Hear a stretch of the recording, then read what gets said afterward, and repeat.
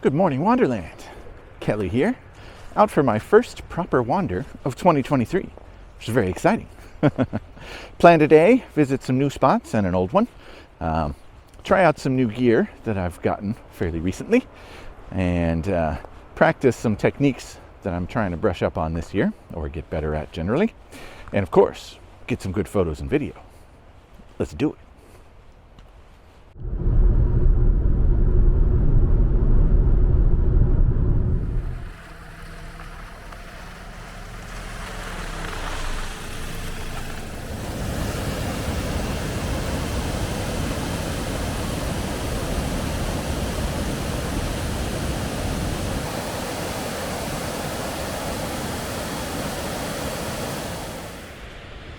Yeah, so like I said, it's getting towards the end of January already, and this is my first time really getting out for a wander. We were on vacation for the first week of the year, then we were busy. The weather last weekend was kind of crappy. Today is beautiful, cool. It's still in the upper 30s right now, Fahrenheit, so that's maybe 5 Celsius for you metric folks. But it should warm up to about 57 this afternoon, which is pretty warm for late January in central Virginia. So yeah, I've come first to the Falls of the Nottaway, which is our closest natural waterfall to the Richmond, Virginia area where I live, about 50 miles from home. Most of the waterfalls in this area are in the mountains, of course, as you might imagine. This one, though, is not. It's, so not a big waterfall. It's more of a rock sheet that the water falls over. But in the summer, it's a pretty popular swimming destination, as you might imagine. But obviously in winter, I've got the place to myself right now. I was here once before, and I wanted to get some drone footage, and there's no cell signal here. Back then I had my Mini 2, which used my cell phone as its screen and app, and that app had uninstalled itself because I hadn't used it for a while, and I couldn't reinstall it because there's no cell service here.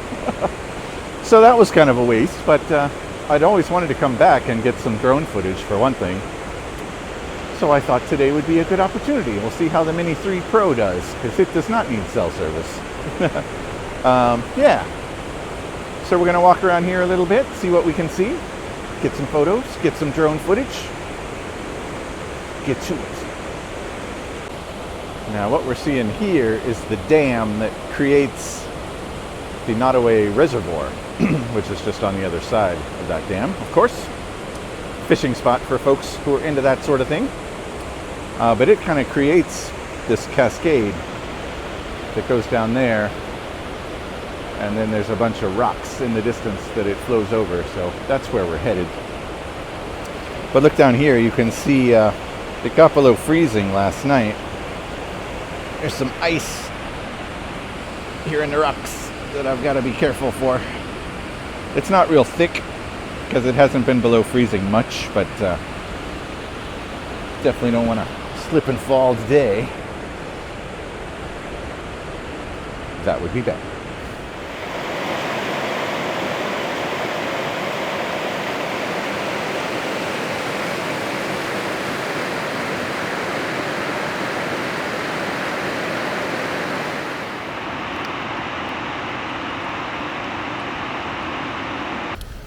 This is the kind of weirdness I like to look for when I'm out and about, especially when the conditions are not unusual, but, not 60 and sunny, which it will be later.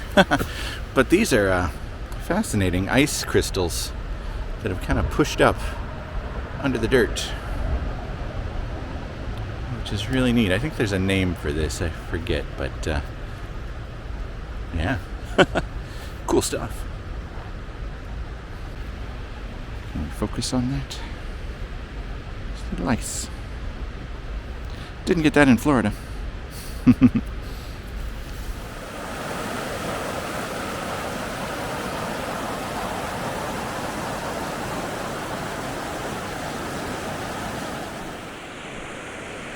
All right. This morning I'm wielding the R5 with the 15 to 35 millimeter right now, which I've got a polarizing filter on. That's a little bit dusty. A bit better. So what I want to do here, I think, mainly focus on the falls, of course, but I want to do some longer exposure to blur the water a bit. Probably talked about that before. Manual mode. I shoot for about,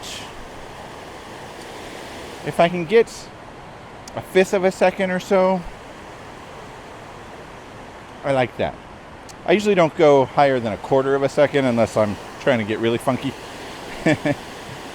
F10 ought to do it. ISO low on this camera is 50. Still a bit blown out. If I go to F16 and an eighth, I think that's pretty good. But my shadow's in the way. See what I can do about that.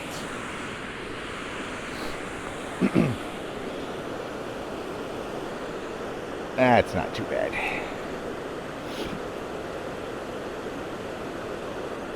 Throw in some portrait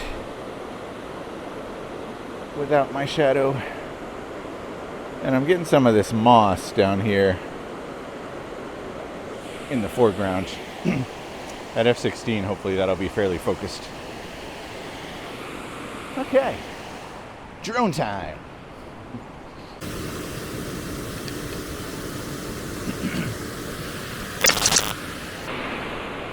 I wrong sticked it, that's for sure.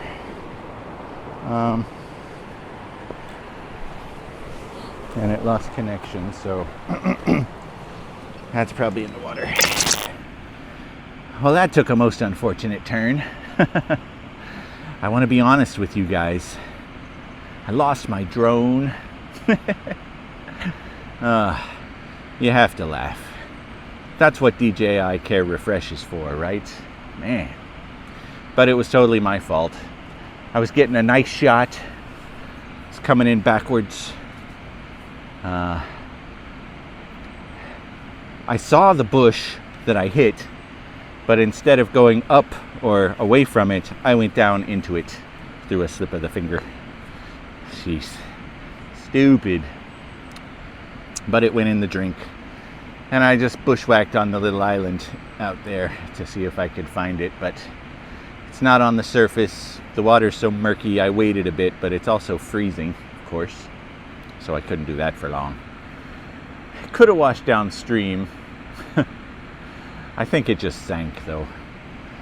Well, my email address is on it and in it, so if anybody comes across it, hopefully I'll get it back. But in the meantime, guess I'm finally taking advantage of Care Refresh, which I haven't done before.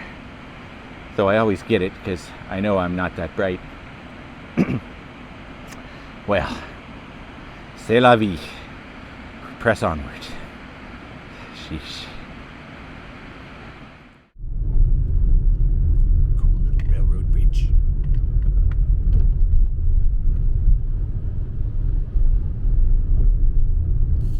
Okay. Got lunch. Now I'm at my next destination, which is Twin Lakes State Park. Just going to do about a 3-mile hike. Easy trail, but through the woods here. Not many people here today, so hoping to see some good wildlife maybe along the way.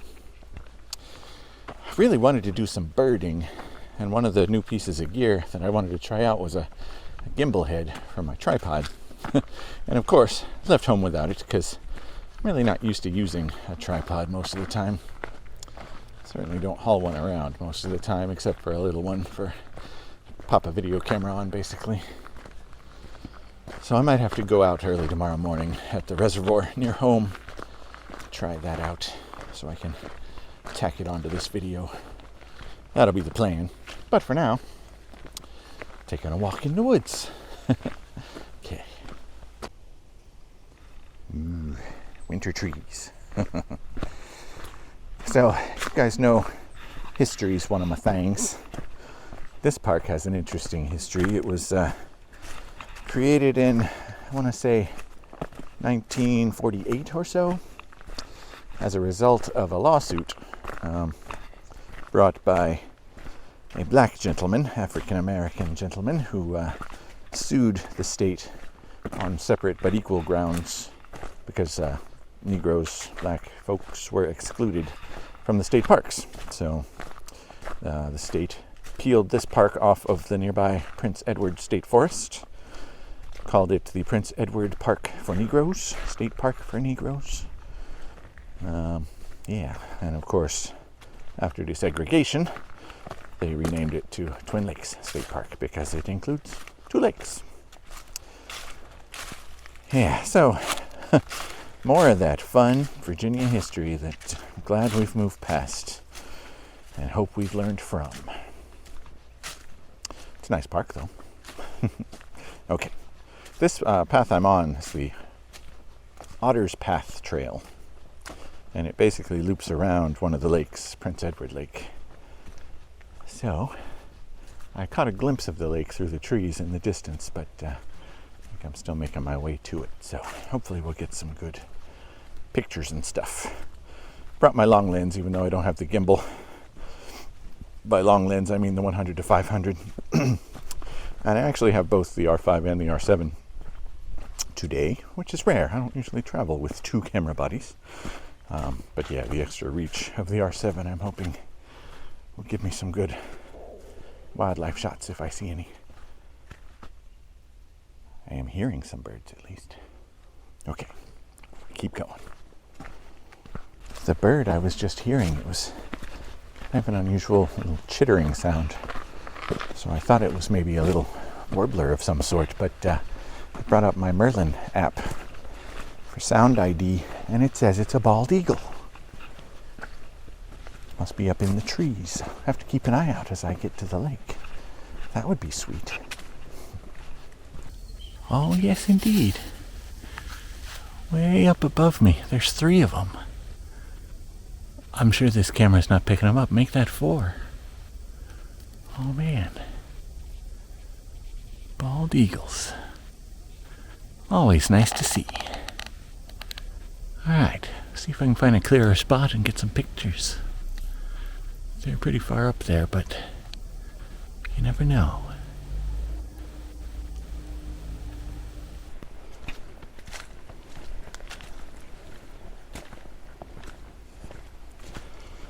Of course, as soon as I got the 100 to 500 millimeter strapped on for the eagles, they disappeared.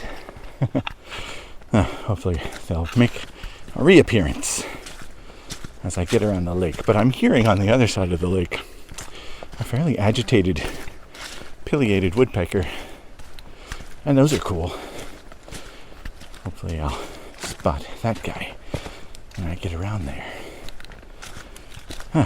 This is an easy trail, but still a little bit of ups and downs. And I'm carrying a full backpack, so need the exercise. All right. Nice day to be out, of course. All right. Taking a little sit-down break. I just filmed a little video that I'll post separately about the L brackets that I'm using on my cameras, because somebody had left a comment about those a little while back, so I thought that would make a good little short video to talk about. So I'll link that somewhere. Yeah, otherwise I'm at Beaver Point, I believe it's called, at Twin Lakes State Park still. I've seen a few birds in the distance. I've heard a few. Saw a kingfisher a minute ago, and I love those. But nothing close enough to shoot yet. So I'm still making my way around the lake, and I'm hoping I'll come across something good before I get back to the car. So stay tuned. But I think I will switch to the R7 at this point, in case I do see some wildlife birds around. Yeah, see what we get. Hopefully something. Winter is hit and miss around here, I gotta tell you. Okay, onward. Whew, I warmed up. All right, so I had mentioned at the beginning of the video that I wanted to test out a piece of new kit. A couple of new pieces of new kit. So what I was talking about is this. Just let me bust it out here. It gets big. Woohoo! So what this is a flash modifier, kind of a portable softbox, if you will. You stick the flash head right in this hole, strap it on. It's got Velcro, and then you can use that anywhere as a larger light source for when you need that. So for portraits, it can be handy, but what I got it for is macro. And I've been keeping my eye out, or trying to, all day for macro subjects, and winter is not the time for that, unfortunately. There's no flowers to speak of. The leaves are all dead and wrinkly. The reptiles are sleeping, and there's not even any bugs really. So it's been hard to find things to shoot macro-wise to show off lenses and stuff. But I found, let me show you, some fern here. If I can flip around, a little bit of fern in the underbrush and the leaves and whatnot. It's a little dappled lighting over here. So I thought maybe that might be good, and this log up here for some texture. Yeah, thought this might be a decent spot to try to make a couple of macro images and test this stuff. So I'm using the softbox with my trusty Canon Speedlight 430EX2, which I don't use very much either. And I've got a set of flash triggers. These are newer, just Amazon cheapies, one channel, on and off. Trip the flash in manual mode, so there's no ETTL going on here. Would like to get one of those sets of triggers. I see the Flashpoint stuff, Yongnuo, it's really good. Maybe I'll invest in that this year and do some more flash stuff. But for now, I think this will work. So I'm going to set the flash up. First, I'll take some shots with no lighting, just to kind of give you an idea of what you can do straight out of the camera, more or less. Edited, but you know, as I do. And then I'll do some with lighting. And I've also actually got this, which I picked up a while back. This is just a little LED light panel. Turn it on. Rechargeable. Has a little bit of color change from cool to warm. Nice little thing. This is a Vigim. Oh, see my face? Yeah, another cheap Amazon thing. Got it because it's small. It has a soft or cold shoe mount, so it can go on top of the camera if I want. I got a ring light as well for macro. Haven't really tried that yet, so that'll be another video. And in fact, I have another video in mind where I want to really put that old vintage Tamron 90mm through its paces with some of this stuff too. So let me get set up. I'll shoot some stuff without flash, try to get a good composition that I can A/B for you. Maybe I can use my little tripod for that so it stays the same, and then see what we can do with the fill light on the flash and this thing too. So cool. See how it goes. Okay. Flash transmitter is on the camera. R7, by the way. With right now I've got the 24-105. I've got the 100mm macro with me though. That's what I'll be using here.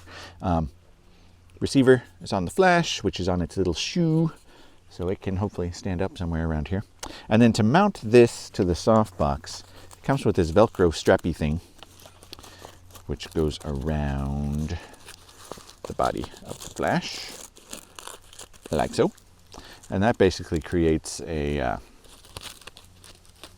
think I got that backwards. Flip it around. There we go. Creates a Velcro-y surface around the whole outside of the flash. This goes in here, and then it's got these Velcro tabs that go down and grab that, and inside also, or at each side of the hole, which I should have pulled out first. There's another little Velcro tab that attaches, and that, I'm not going to say it's solid, but it holds it well enough.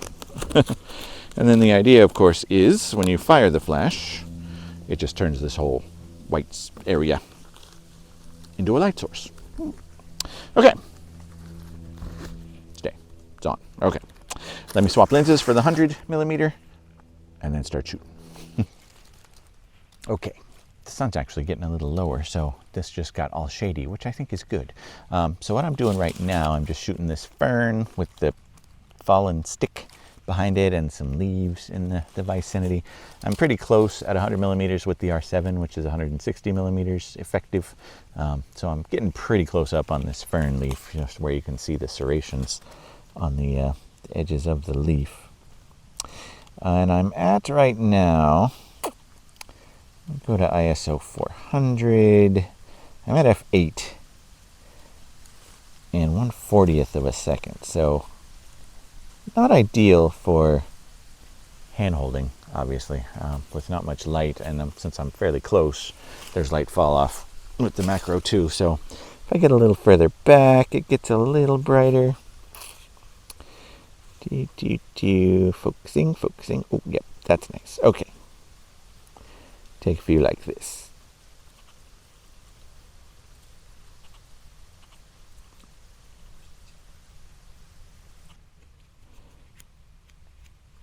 Anyway, looks pretty good. Okay, so I'm going to try to take that same shot. First, I'm going to use this because it's easier. And what I expect this to let me do is really just use a higher shutter speed, right? Because I'll have a little more light on the subject. And it might give me a little more definition as well, especially in the shadows.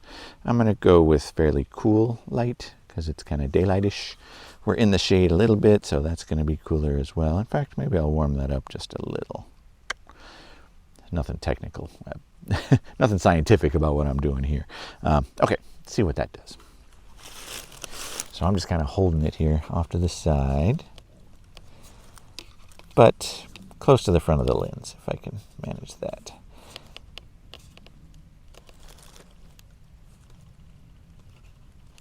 Yeah, even at 1/40th, not getting a whole lot of light out of this because it's not a big light source. I think it will help.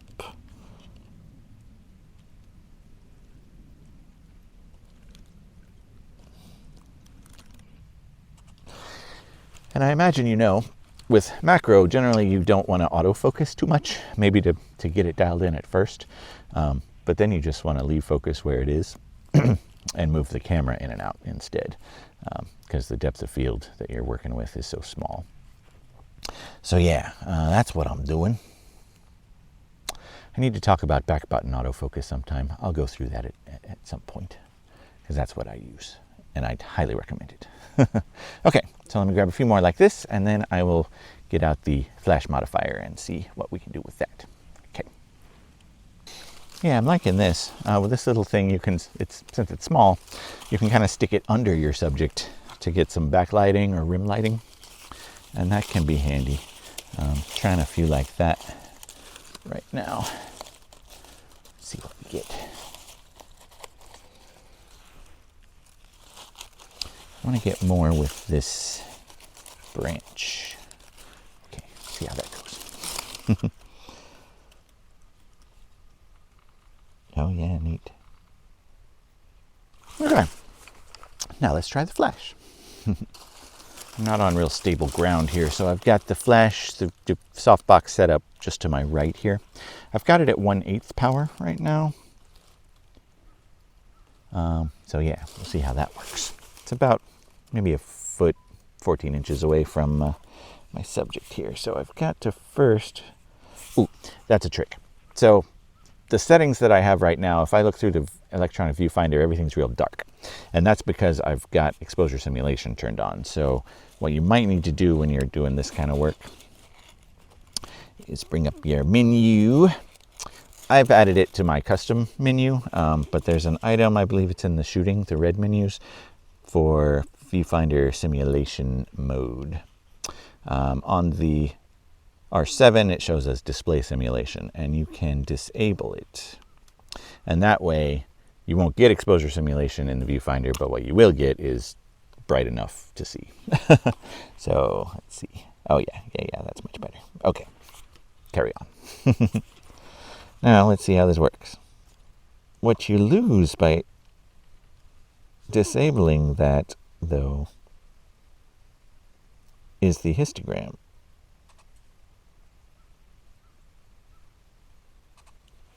Which is interesting, I think. Is this thing actually triggering? Might be two. Oh, yeah. Oh, I'm on electric shutter. That's another thing. Flash triggers won't work if you're on electronic shutter mode, which I usually am. So, let me switch that to electronic first curtain. All right, now this should work. Took me a while A few weeks ago when we were on vacation, I was using my flash triggers for some portraits of my new nephew, and they weren't working. I was like, what the heck? It's the shutter mode.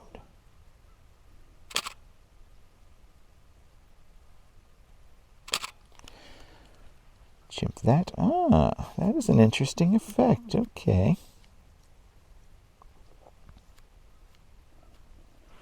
I kind of like it. Get a few more. Let me get some closer to the flash side here.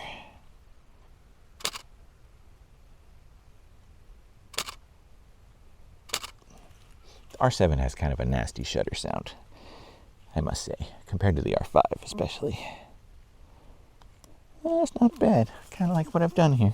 All right. This is kind of fun, playing with stuff. I'll see if I can find any other little areas around here that I can work with. But otherwise, shortly I'll pack up and finish this trail. Yeah, one thing I'm seeing using the softbox especially, because with that I'm doing more overhead lighting on top of the stuff. Really makes the texture of the leaves and things stand out more, which is a nice effect. So that's one of the bonuses. And by the way, I'm using the flash on 1/8 manual power. Yeah. So at about a foot to a foot and a half away, it's decent for a subtle lighting effect. You can obviously use higher power, get closer, and kind of blow things out if you want to. But yeah, that's a good starting place. Okay, now pack up, move it along. Good morning, Wonderland. It's the next morning. I've come out to the local reservoir that's real close to home. This is like 3 minutes from my house. I don't come here much. I really should remedy that. But I've brought, if you can see, my new gimbal tripod head here, which I've heard about, from birders. The idea is, if you're not familiar, that it lets you mount the camera in a balanced way with smooth rotation in any axis. So yeah, it's supposed to be easier for tracking birds in flight and that sort of thing. So, and I need to get better at that. So I've got that. It's winter, so there's some nice winter waterfowl out here, I think. Most of them right now are pretty far off in the distance, but I'm going to see what I can get. My battery on this little video camera is about to die, so this might be my only actual talking head moment. But if I get some good shots, I'll show them to you. Here we go. Oh, actually, real quick, the head tripod, the gimbal that I'm using is a newer model, so it's relatively inexpensive. I think it's like $90 full price, and then there's usually a 15% off coupon on Amazon that you can check, so maybe $75. Yeah, they get a lot more expensive than this, but it feels solid to me. Moves smoothly. There might be fixes you can make to it to bring it up to par to the big boys, but for somebody starting out, I didn't want to spend too much if I might not even use it that much, so that's where I'm coming from. There go some geese. Okay, stop talking, more shooting.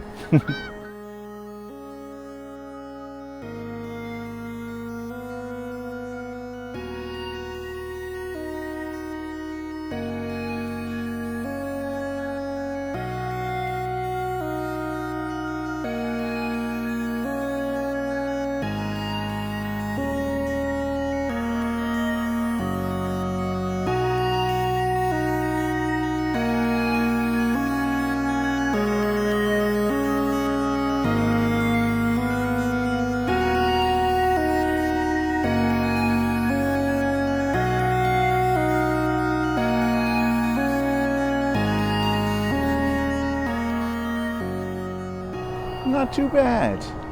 Definitely have some practice and some work to do on acquiring targets, especially moving targets.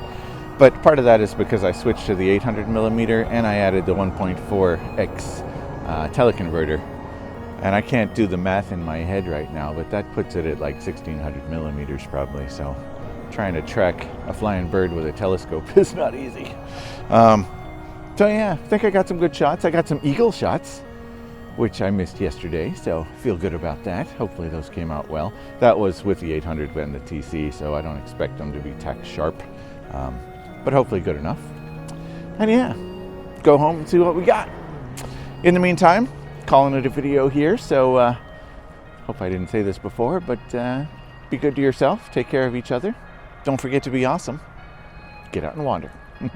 Till next time.